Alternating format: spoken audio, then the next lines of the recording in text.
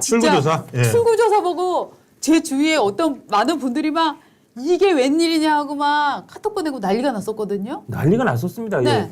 아까도 말씀드렸지만 저희 방송 진행할 때 그 패널들도 그랬고 네. 한 어르신께서는 그 출구조사 보고 그냥 TV를 끄시고 맞아요. 울고 계시더라고요. 그런데 사실은 결론적으로 출구조사가 틀렸습니다 어제. 그렇죠. 그 넓은 레인지 안에다가 양쪽 주요 정당 그 의석수를 못 넣었잖아요. 그렇죠. 그래서 뒤늦게 TV를 켜고 이 출구조사랑 판이 다르게 흘러가네. 그래서 뒤늦게 TV를 보면서 일희일비했던 시청자가 많았을 텐데 극단적으로 말하면 어제 이 지상파 출구조사가 시청자의 개표를 즐길 권리를 빼앗아갔다. 좀 그렇게 생각합니다. 이 여론조사에 여러분 돈이 얼마가 들은지 아세요? 전국에서 50만 명을 여론조사를 했고 네. 돈이 72억? 72억 8천만 원. 8천만 원. 지상파 이게 3사가 든 거. 73억 돈이 들어갔습니다. 73억 돈이 들어가서 50만 명을 조사를 했는데 이렇게 틀렸습니다. 그렇다면 우리가 이전에 1,000만 원짜리 조사, 1,300만 원짜리 조사 이것들은 얼마나 많이 틀렸을까요? 그러니까요. 그 네. 출구조사로 찍고 나온 사람을 바로 붙잡고 했다는 선거조사 투표의 네. 예측도 틀렸다면 당연히 그전 여론조사가 더 많이 틀렸을 가능성이 있는데 문제는 네. 그때 그 여론조사 꽃에 대한 비판을 저도 네. 유튜브 재밌게 봤습니다만 예, 그거는 실제 투표제 행태에도 영향을 미치잖아요. 맞아요. 그렇죠. 이렇게 지금 여당이 안 좋아? 그러면 내가 가서 굳이 찍을 필요도 없겠네라고 생각하게 만든다든지 맞아요. 아니면 왜 이렇게 여권이 지지율이 안 좋을까? 누가 잘못했구나라고 오히려 여권 누군가에 대한 책임을 묻는 그런 본인의 이 책임 묻는 거를 더 과잉하게 만들 수 있잖아요. 그럴 수도 있죠. 맞아요. 그럼 투표제 행태에 영향을 미친다는 면에서도 이건 해악이 큰 거죠. 이런 거죠. 물가? 나는 그냥 원래 코로나 이후에 전 세계적으로 물가가 오른다 그래서 물가가 오르는 줄 그런 줄 알았는데 이게 윤석열 정부가 특별히 잘못해서 오르는 거야? 그러면은 물가가 많이 올랐으면 이거는 정권 심판론으로 이어지는 거야? 그러면은 나는 지금 이런 고물가 속에서 내가 힘들면 국민의힘은 표를 안 줘야 되는 거구나. 이런 종류의 회로가 작동하게 만드는 거죠. 그거를 어떻게 보면 여론조사가 촉발시킬 수도 그렇죠. 있다는 거죠. 그렇죠. 예, 예. 남들은 그렇게 생각하는구나. 그러니까요. 이런 종류의 예. 사인을 준다는 맞습니다. 거죠. 사람은 이게 여론조사가 갖는 가장 큰 심리적 효과가 그겁니다. 사람은 이렇게 따라가거든요. 그렇죠. 이른바 뭐 예. 선거 때 정치학에서 얘기하는 밴드웨건 밴드웨건 효과. 효과, 예. 사람들 가는 길에 같이 가려고 하는 올라간 효과를 여론조사가 그걸 이용을 하고 있고 여론조사가 갖는 기능이 있고 출구조사 같은 경우에는 저는 지금 이게 논리적으로 맞을 수가 없어요. 지금 보면은 지역에서 108석이 나왔는데 네. 어제 지금 KBS가 최대 105석을 받습니다. 국힘을. 네. 그나마 KBS가 제일 맞을 거예요. 건접했는데. 그리고 SBS가 100석까지 받습니다. 네. 그리고 MBC가 99석이라고 했습니다. 하하는 85에서 99였어요. 그럼 이거는 끝났다는 거고 200석이 무너졌다는 얘기거든요. 그렇죠. 특히 MBC가 말씀하신 것처럼 최대치를 99석 불렀다는 얘기는 바꿔 말하면 이번 선거에서 국힘은 개헌저지선, 탄핵소추 저지선 완전히 뚫렸습니다. 그렇죠. 라고 얘기해버린 거예요, 시청자한테. 그렇죠. 저 예. 보십시오. 예. 저 실제 선거 결과 비교한 거죠. 예. MBC 거를 보면은 85에서 99석 그러니까요. 이렇게 나왔어요. 자, 87에서 105, KBS, SBS 85에서 100, MBC 85에서 99, 선거 결과는 108. 그러니까요. 저것도 보면은 정말 채널별로 다르지 않습니까? 주체, 네. 해석하는 주체에 따라서 저렇게 다른 거예요. 그렇습니다. 그러니까요. 저기 이제 네. 해석에는 항상 편향이 들어가게 돼 있거든요. 맞습니다. 거기다가 지금 실제 선거구까지 들어가게 되면은 네. 후보들은 그냥 천당과 지옥을 왔다 갔다 한 거예요. 네. 저런 숫자가 나오면은 국민들은 어떻게 보는지 아십니까? 불리한 쪽에 염두를 두는 사람은 뭐야?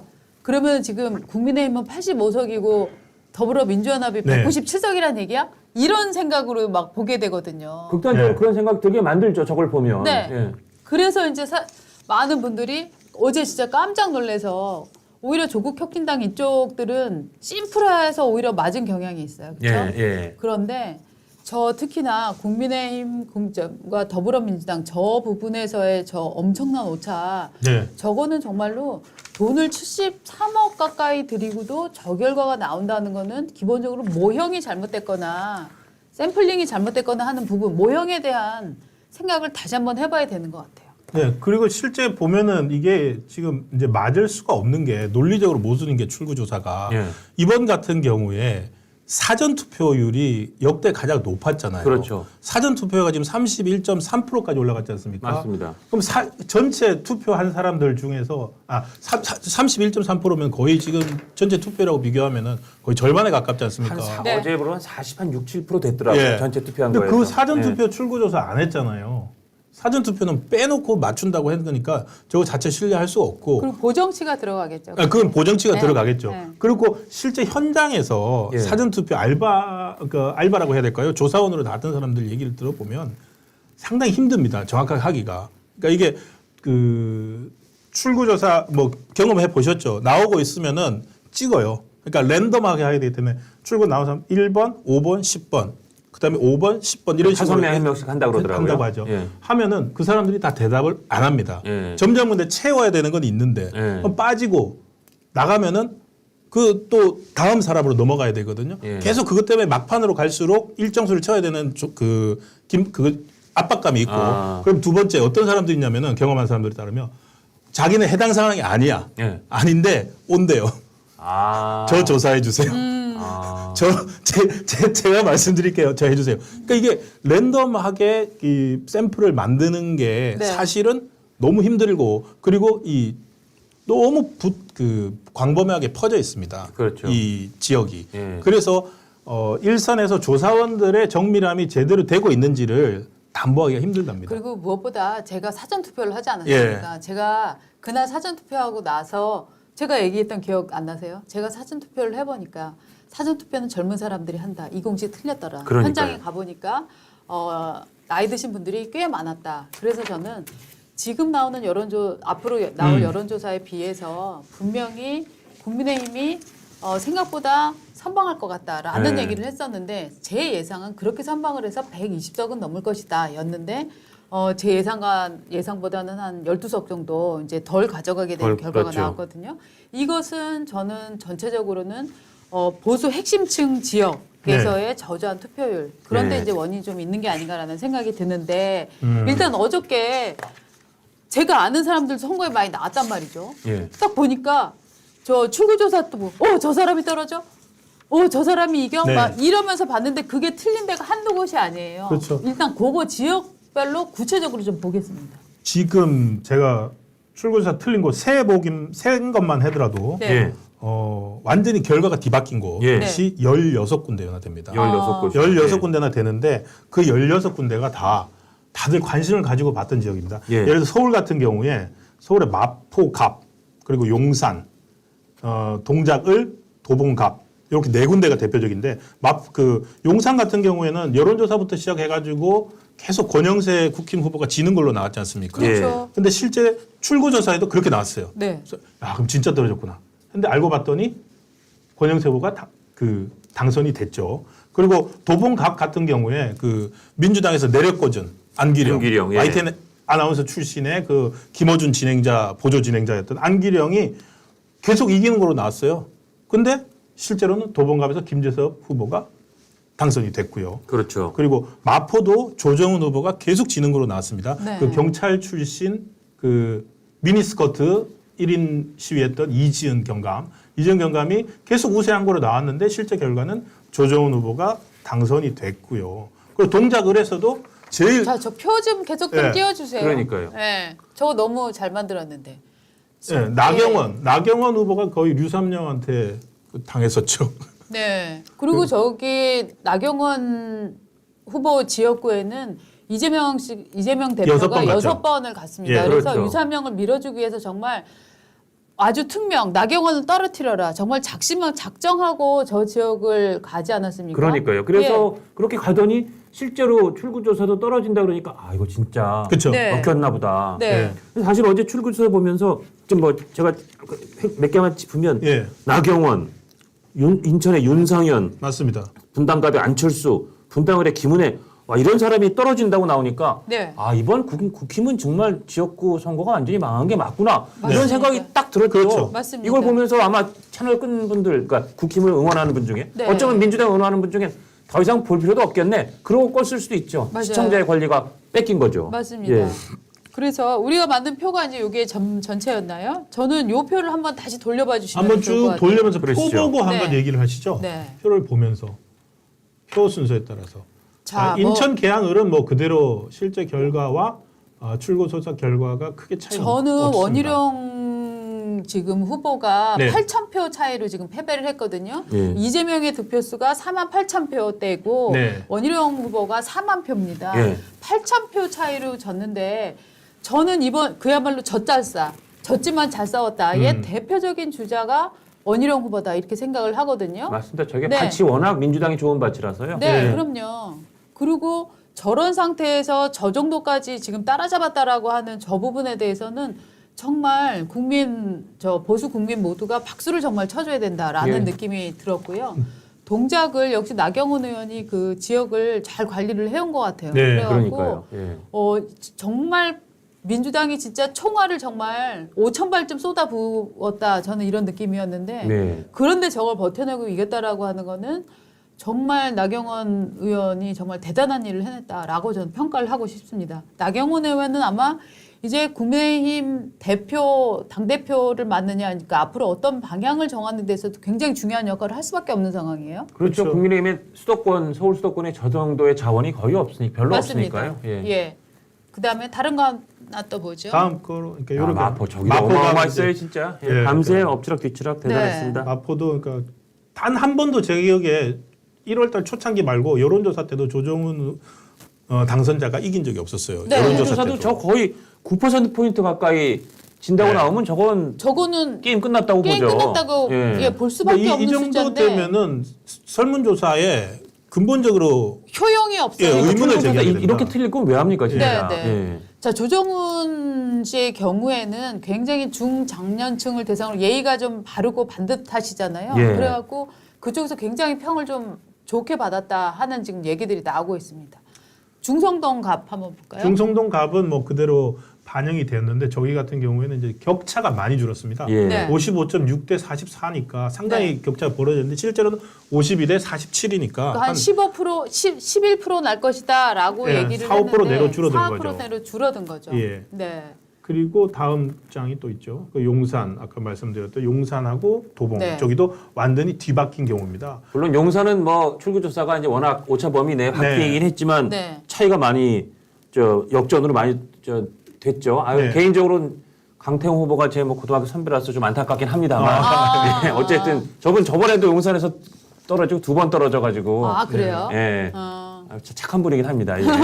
거기까지입니다. 자, 안기령 씨. 안기령도 단 한 번도 진 적이 없습니다. 그렇죠? 그 설문조사에서도. 설문조사에서는 진 적이 없는데 출구조사도 45대 50이면 52가 이겼다고 보지 누가 저 게임이 역전될 그리고 거라고 보겠습니다. 뭐 맞습니다. 아슬아슬한 느낌도 안 듭니다. 그러니까요. 45대 50. 예. 그렇죠. 그런데 도봉갑은 김재석 씨가 드디어 당선이 됐습니다. 또 어쨌든 네. 이런 상황에서 도봉을 이겼다는 건 예. 김재섭 당선이 대단한 거예요. 상당히 그럼요. 상징성이 큽니다. 대단한 왜냐하면은 지금 서울에서 얻은 곳들이 거의 이제 한강 쪽 벨트들인데 그러니까요. 한강하고 강남 3구인데 저기는 파란색으로 둘러싸인 데서 도봉갑만 딱 빨갛게 빛나고 있거든요. 그러니까요. 그래서 어떻게 본다면은 서울에서 실지 회복, 그러니까 저기 19대 20대 때만 해도 서울에서 저쪽은 다 그 국힘이나 이렇게 번갈아 가면서 가던 데인데 예. 언제부터인가 마치 민주당의 텃밭처럼 받아들이고 있던 데서 어떤 실제로 회복했다는 느낌도 의미도 있는 것 같습니다. 그러니까 저 김재섭 당선인하고 조정훈 당선인은 정말 엄청나게 중요한 큰 일을 해냈다. 진짜 예. 라고 정말 박수를 보내줘야 서울에서 되고. 교두보 역할을 한 거죠. 네. 향후. 그야말로 예. 험지에 가서 예. 깃발을 꽂은 겁니다. 맞습니다. 네. 그리고 험지 아닌 험지가 되어버렸던 동작을 나경원 의원도 정말 이번에 대단한 일을 해낸 거죠. 아 그러니까요. 네. 예. 이재명 대표가 6번 7번을 동작을 찾는 와중에 어쨌든 그리고 온갖 설문조사 그러니까 여론조사 왜 그렇게 그렇죠. 갔을까? 호연을 뚫고. 예. 네. 아니, 정말 이번 선거 결과 보면 한숨 나는 게 이런 거잖아요.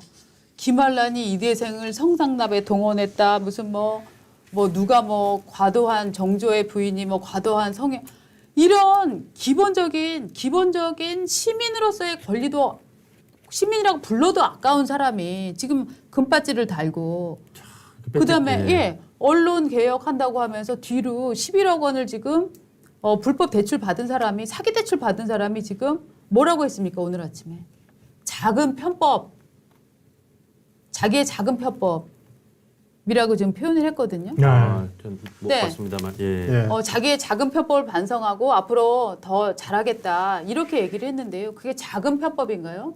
이런 사람들이 국회를 뻥뻥 들어가고 이런 사람들이 숫자를 차지하는데 어떻게 전략적으로 대응할 것이냐. 이 문제는 정말 보수 당을 중심으로 해서 여러 층위에서 정말 고려를 좀 해보셔야 되는 거 아닌가라는 느낌은 듭니다. 그냥 그 유권자들 수준인 것 같아요. 그러니까 사실은 그 수원정이죠. 네. 수원정에서는 사실 저는 기대를 했습니다. 네. 워낙 선거에 임박해서 터져 나왔고 도저히 파도 끝이 없을 정도로 네, 계속 나왔거든요. 네, 네. 개표 상당 과정까지도 예, 안 되는 안 되는 것처럼 보이는데. 그거 보고 그나마 네. 하나는 정의가 세상이 그렇지 세상이 그래도 그렇게 너무 이렇게 썩진 않았구나라고 네. 생각하면서 어제 이제 밤늦게 잠이 들었던 기억이 나는데 아침에 일어나 보니 그 믿음이 깡그리 묻어졌어요. 그런데 말입니다. 이 수원정 말씀하시는 거잖아요. 네, 수원정입니다. 수원정의 경우에는 김진혁 씨와 이수정 씨의 이 표차보다 기권표가 지금 더 많은 기이한 상황이 무효표가 벌어졌어요. 뭐한 4천 표가 넘는다면서요? 네, 네. 그렇습니다. 그러니까 비교를 해봐야 되는데 네. 4천 표가 많은지 적은지. 예. 그러니까 무효표가 4,696표가 나오면 표차가 2,700표죠. 표차가 2,370표 차입니다. 오. 그러니까 이 무효표가 일단 4천 몇백 표가 나왔는데 과연 이게 적으냐 많으냐. 무효표는 어디나 나올 수 있습니다. 예. 근데 수원의 인접표는 가불, 병, 정, 무까지 있잖아요. 예. 다 비교를 해봤어요. 그 표 한번 다 비교를 보여주실까요? 해보니까 네, 엑셀로 만들어 놓은 거. 엑셀로 만들어서 별로 보기에는 좋지 않으실 겁니다. 네, 근데 예. 이제 우리 시청자님들이 저 숫자는 좀 보시는 게 좋은 것 같아요. 아, 그런 거예요. 네. 예. 자, 또 지워버렸나 보네요. 불러봐 주시죠. 예. 네. 그러니까 보면은 나머지 선거구들도 다 한 1,500표씩 차이는 납니다. 네. 예. 그러니까 1,500표씩 차이가 나는데 이 1,500표씩 차이 나는 곳에 그 당선자와 떨어진 사람의 표 차이가 얼마나 2만 표, 3만 표씩 나요. 2만 표, 3만 표씩 표 차이 날 때 1,500표가 나는데 지금 김준혁 후보하고 김준혁 당선자와 이수정 후보의 격차 표 차이는 2,300표거든요. 희한하네. 2,300표밖에 차이 안 나는데 무효표가 4,600표예요. 왜 그런 거죠, 진짜? 그러니까 이거는 해석을 해봐야 됩니다. 이게 바로 어제 밤까지만 해도요. 이 4,000표 정도의 무효표가 나올 거로 예상을 해가지고 김준혁 후보가 자기가 질 것 같으니까 이거 계속 문제 제기를 했어요. 후보 측에서요? 김준혁 쪽에서. 그러다 자기가 당선이 되니까 쏙 들어갔습니다. 그래서 사실은 제기가 된 거거든요. 예. 근데 왜 무효표가 나왔을지는 저희는 생각을 해봐야 되는데 오히려 저는 아까 처음에 말씀드렸다시피 김준혁 후보에 대한 실망한 민주당 유권자들이 많은 거예요. 예. 그런데 이 사람들이 민주당을 찍기는 싫은 거예요. 그렇다고 해서 국민의힘을 찍기는 또 싫으니까 네. 중간에 찍어버렸다든지 이 까봐야 되겠습니다만 여러 가지가 있습니다. 그런데 일부는 그래서 좀 이상하다. 어떻게 표 차이보다 무효표가 많이 나냐. 그러니까 이거 다른- 확인해봐야 예. 되는 거 아니냐. 이런 지금 나오네요. 이게 이제 아침에 제가 방송 들어오기 전에 잠깐 정리를 네. 해본 겁니다. 자, 여러분들이 지금 보실 건 맨 오른쪽에 격차와 무효표 숫자만 보시면 되겠습니다. 수원정의 경우에는 격차가 2,377표인데 무효표가 4,696입니다. 네. 수원 갑을 보실까요? 격차가 18,000표인데요. 무효가 1,1468입니다. 그러네요. 자, 밑으로 한번 내려가 볼까요? 수원을 한번 보겠습니다. 수원을의 경우는 말입니다.